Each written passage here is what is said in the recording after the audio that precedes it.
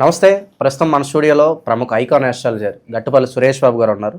గురువుగారితో మాట్లాడేద్దాం. నమస్కారం గురుగారు. జై శ్రీమన్నారాయణ. గురుగారు, జూలై మాసంలో మొదటగా మేషరాశి వారి పరిస్థితి ఏ విధంగా ఉండబోతుంది? ఆర్థికంగా, ఆరోగ్యంగా అన్ని విధాలుగా ఎలాంటి జాగ్రత్తలు తీసుకోవాలి, ఎలాంటి పరిహారాలు చేసుకుంటే బాగుంటుంది గురుగారు? ముఖ్యంగా మనకి ద్వాదశ రాశుల్లో ఒకటి వచ్చేసి మేషరాశి. ఈ యొక్క మేషరాశి వారికి జూలై మాసం, అసలు మామూలుగా చెప్పాలంటేనే జూలై మాసంలో కొన్ని రాశులు ఉంటాయి. దాంట్లో ముఖ్యమైనది మేషరాశి. ఈ మేషరాశి వారికి జూలై మాసానికి కనెక్టివిటీ ఉంటుంది. జూలై మాసంలో మేషరాశి వారికి అద్భుతం కలిసి వస్తుంది. ఎందుకంటే ఈ సంవత్సరం అయితే ఆర్థికంగా అయితే ఇంకా అద్భుతం కలిసి వస్తుంది. అలా ఎందుకంటే కనుక ఈ జూలై మాసంలో రవి భగవానుడు వచ్చేసి వీరికి చాలా అనుకూలంగా ఉంటాడు. ఇక్కడ 2వ స్థానంలో రవి భగవానుడు 15వ తారీఖు వరకు ఉంటాడు. తర్వాత 3వ స్థానానికి వస్తాడు రవి భగవానుడు. ఈ సంవత్సరం ఏమైందంటే రవి భగవానుడితో గురువు, అంటే గురువు దగ్గర ఉన్నటువంటి రవి భగవానుడు ఈ యొక్క మాస మధ్యంతరంలో అంటే 15వ తారీఖు తర్వాత బుధుడితో కూడినటువంటి రవి భగవానుడు, ఈ రెండు కూడా వీళ్ళకి సానుకూలంగా ఉంటుంది ఈ మాసంలో. అంటే జూలై మాసంలోకి వచ్చేప్పటికి మేషరాశి వారికి ఎలా ఉండబోతుందంటే ఆర్థిక స్థితిగతులు ఎలా ఉంటాయంటే కనుక క్యాంపస్ సెలక్షన్ అంటారు కదా, చదువు అయిపోతుంది అన్నప్పుడు క్యాంపస్ సెలక్షన్స్, ఇంటర్న్షిప్స్ అంటారు. అలాగా వీరికి ముందే రావచ్చు. అంటే నీకు దీపావళి ముందే వచ్చింది అంటారు కదా, అట్లానే వీరికి అదృష్టం ముందు వస్తుంది. వీరికి అలాంటి అదృష్టంతో కూడినటువంటి ఒక రవి భగవానుడు వీరికి అదృష్టాన్ని ఇస్తాడు. ఏళ్ళనాటి శని ఇంపాక్ట్ అంతగా ఉండదు అంటారా?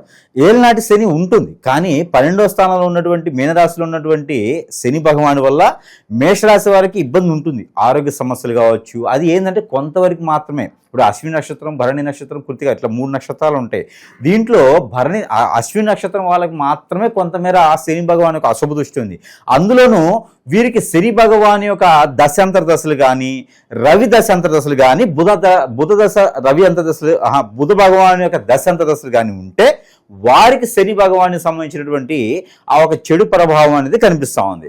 తర్వాత వచ్చేసి భరణి కృతిక నక్షత్రం వారికి అయితే అంతగా శని భగవానికి అశుభ దృష్టి అయితే కనపడట్లేదు. దాంట్లో రవి భగవానుడు ఇక్కడ 2వ స్థానంలో ఉన్నటువంటి గురువు దగ్గర ఉన్నాడు కాబట్టి వారిలో అదృష్ట శాస్త్రం ఎలా ఉంటుందంటే ఎప్పుడో చదువుకోనుండి జాబు లేకుండా జాబ్ కోసం సెట్ చేసే వాళ్ళకు కూడా వారి చెంతకే జాబ్ వస్తుంది.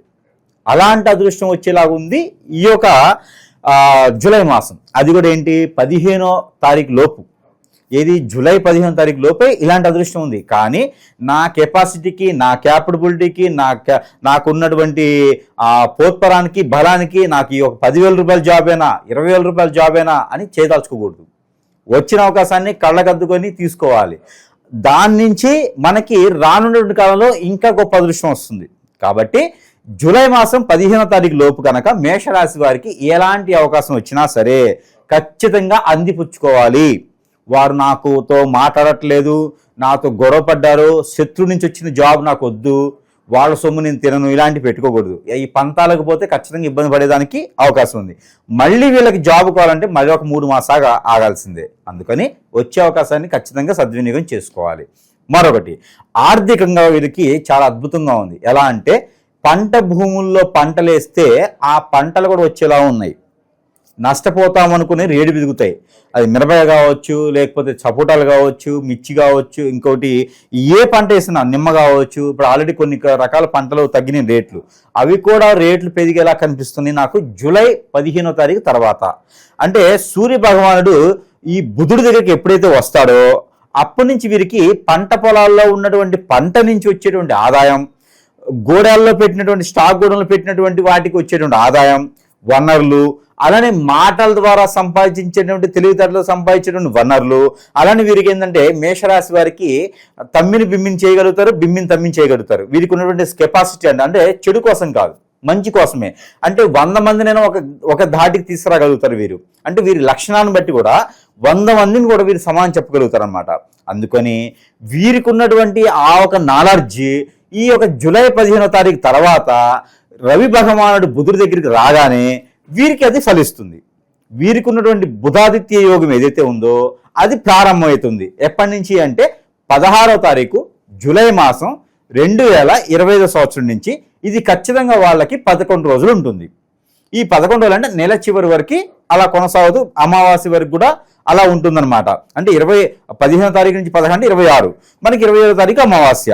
అంటే అమావాస్య వరకు కొనసాగేటువంటి బుధాదిత్య యోగం ఏదైతే ఉందో వీరు మాటల ద్వారా, చేతల ద్వారా, సలహాల ద్వారా కూడా వీరు సంపాదించుకునేటువంటి శక్తియుక్తులు గలవారు మేషరాశి వారు. అందుకని జూలై మాసంలో ఎలాంటి దారిద్ర్య రేఖ కన్నా తక్కువ ఉన్నటువంటి మేషరాశి వారు ఉంటే గనక వారికి అన్ని రకాల వనరులు కూడా సమకూరుతాయి. అలానే బంధువర్గంలో ఎవరైనా దూరం అయితే, కాళ్ళు చేతులు విడిచినటువంటి బంధువులుగా దూరం అయితే కూడా వాళ్ళందరూ కూడా దగ్గరయ్యేదానికి అవకాశం ఉంది. కాబట్టి 16వ తారీఖు తర్వాత ప్రయత్నం చేయాలి. ఇకపోతే 20వ తారీఖు నుంచి 30వ తారీఖు జూలై మాసంలో వీరి కనుక ఏదైనా విదేశీయానం ప్రయత్నం, ఏదైనా పుణ్యక్షేత్రాలకు దర్శనం, ఏదైనా ప్రయాణాలు పిక్నిక్ గానికి వెళ్ళాలంటే వెళ్ళడానికి, అలానే విదేశాలకి చూడడానికి వెళ్ళేదానికి, ఆరోగ్య సమస్యల నుంచి తీర్చుకునేదానికి, కొత్తగా ఏదైనా వ్యాపారం మొదలు పెట్టుకోవడానికి కూడా చాలా సానుకూలంగా కనిపిస్తుంది. కొత్తగా ఏదైనా కొత్త రకమైన పంటలు వేసుకోవడానికి, మొదటిగా పెళ్లి చేసుకోవాలనుకున్నటువంటి ఆలోచన ఉన్న వారికి, ఎన్ని సంవత్సరాలైనా కాళత్ర దోషం, నాగదోషం, కుజుదోషం, నరదిష్టి, కుజుదృష్టి, అలానే రాహుకేతు దోషం, ఇలాంటి ఏమైనా కళత్ర దోషాలు ఉంటే కూడా వాటికి సంబంధించినటువంటి పరిహారాలు చేసుకునే దానికి కూడా చాలా సానుకూలంగా కనిపిస్తోంది.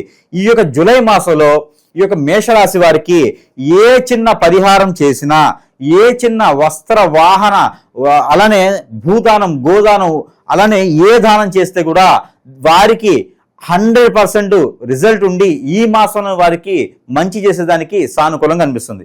ఎవరిలైనా సరే పితృదోషాలు, ఇంకేదైనా కాలసర్ప దోషాలు, నాగదోషాలు, కుజుదోషాలు, నరదిష్టి, నరఘోష, అలానే ఇంకేమైనా దోషాలు ఉంటే కూడా ఆ దోషాలన్నీ కూడా తీర్చుకునేదానికి ఈ యొక్క 20వ తారీఖు నుంచి 31వ తారీఖు లోపు గనక ఈ జూలై మాసంలో గనక వీరు ఏదైనా నదీ సముద్ర స్నానం చేస్తే చాలా సానుకూలంగా అనిపిస్తుంది. కాబట్టి ఆ మేర ప్రయత్నం చేయొచ్చు. ఇంకా వీరికి రాజకీయ రంగంలో కానీ, సినీ రంగంలో కానీ ఎవరైనా ఉంటే వారికి ఖచ్చితంగా పై స్థాయికి వెళ్ళేటువంటి అవకాశాలు అయితే మెండు కనిపిస్తూ ఉన్నాయి. ఈ అవకాశాన్ని మాత్రం ఖచ్చితంగా చేజార్చుకోకూడదు. నిద్రపోకపోయినా పర్వాలేదు, అవకాశాన్ని మాత్రం చేజార్చుకోకూడదు. రెస్ట్ లేకపోయినా పర్వాలేదు, తినకపోయినా పర్వాలేదు. ఈ మాసంలో వచ్చే అవకాశాన్ని చేజార్చుకుంటే మళ్ళీ కూడా 3 మాసాలు ఆగాలి. కాబట్టి ఖచ్చితంగా ఏ చిన్న అవకాశం వచ్చినా చేజార్చుకుంటే చాలు. అందులోనూ వీరికి 10వ తారీఖు నుంచి 15వ తారీఖు వరకు వచ్చేటువంటి అవకాశాలు వేరు. అది ఏంటంటే చదువుకున్న వారికి వచ్చే అవకాశాలు.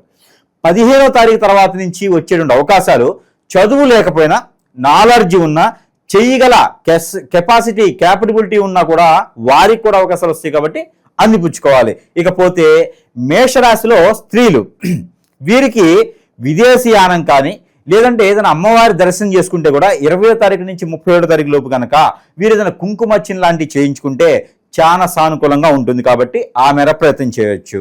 ఇక నిరుద్యోగులకు ఏదైనా శుభవార్త ఉందా గురుగారు? పర్టికులర్గా ఏ టైం స్పాన్లో వీళ్ళు ఏమైనా మంచి న్యూస్ వినొచ్చు అంటారు? ఖచ్చితంగా గ్రహాలు అన్నీ కూడా మేషరాశి వారి మీద అనుకూలంగా కనిపిస్తున్నాయి. కాబట్టి వీరికున్న ఆలోచన, వీరికున్న కెపాసిటీని బట్టి ఖచ్చితంగా వీరికి తగ్గటువంటి జాబులు వస్తాయి. కాబట్టి ఆడవారే కాదు, స్త్రీ పురుషులు అందరూ కూడా ప్రయత్నం చేసుకుంటే వీరు ఈ మాసంలో ఏదైనా జాబ్ కావచ్చు, బిజినెస్ కావచ్చు, ఏదైనా స్వయం సంఘాలు లాంటివి కూడా ఏర్పాటు చేసుకుంటే రానున్నటువంటి కాలంలో ఖచ్చితంగా రాణించేదానికి ఉంటుంది. కాబట్టి ఈ మాసంలో నుంచి వీరు ప్రయత్నం చేసుకోవాలి. సహాయ సత్కారాలు కూడా వీరికి ఖచ్చితంగా పుష్కలంగా కూడా అందేలాగా ఉన్నాయి. కాబట్టి ఆ గ్రహాల యొక్క సానుకూలంగా ఉండేందుకు అన్ని రకాలుగా బాగుంటుంది. కాబట్టి ఆ రవి భగవాని దృష్టి వీరి మీద చాలా బాగుంది, బుధ భగవాని దృష్టి చాలా బాగుంది, ఆ ఒక గురువుది కూడా దృష్టి బాగుంది. కాబట్టి ఖచ్చితంగా ఈ మాసంలో చేసే ప్రతి పని కూడా వీరికి సక్సెస్ అవుతుంది. అలానే ఒక లవ్ మాత్రం వీరికి కొంచెం ఇబ్బంది అనే చెప్పొచ్చు. ఆ లవ్లో మాత్రం కొంచెం పక్కన పెట్టి వేరే విషయాలన్నింటిలో చూసుకుంటే లైఫ్లో ముందుకెళ్ళేదానికి ఉంటుంది. లవ్ అదే వస్తుంది. గురుగారు, ఈ మాసానికి సంబంధించి అండ్ ఏళ్ళనాటి శనిలో కూడా ఉన్నారు కాబట్టి ఎలాంటి పరిహారాలు బాగా అవసరం అంటారు?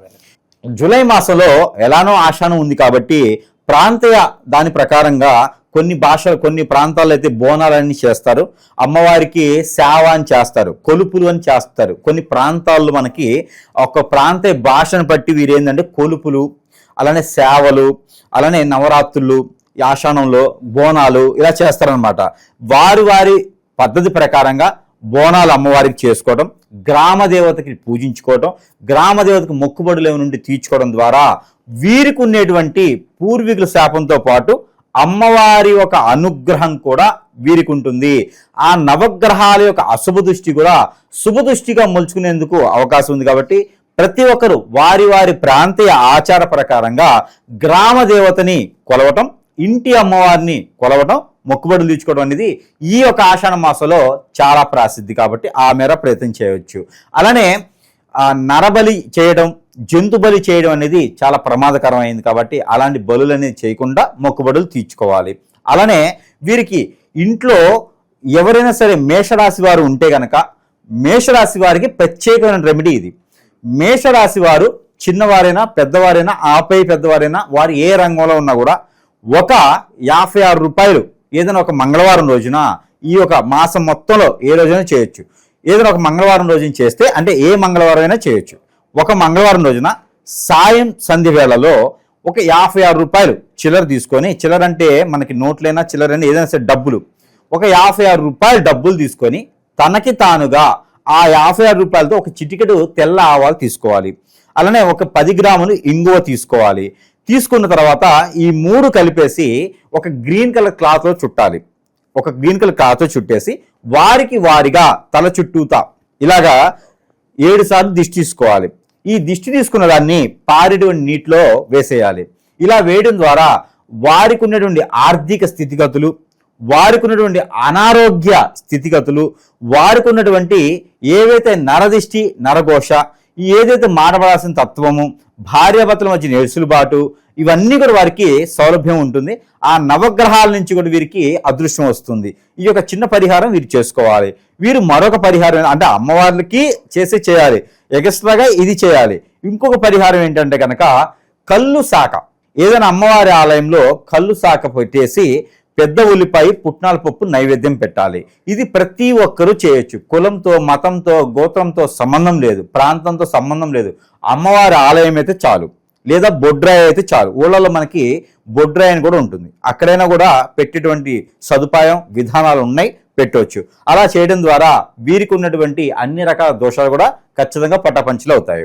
అలానే వీరికి ఇంకా కూడా చెప్పాలంటే కనుక మనం ప్రతి మాసం ఇస్తున్నట్టుగానే వీరికి మాసం మొత్తం కూడా కలిసి వచ్చేటువంటి కలర్ రెడ్, అందులోనూ ఆరెంజ్, ఈ 2 కలర్స్ కూడా వీరికి ఈ మాసం మొత్తం కూడా అద్భుతం కలిసి వస్తాయి. వీరికి లక్కీ నెంబర్ 7, 5, 2 నెంబర్ కూడా వీరికి అద్భుతం కలిసి వస్తుంది.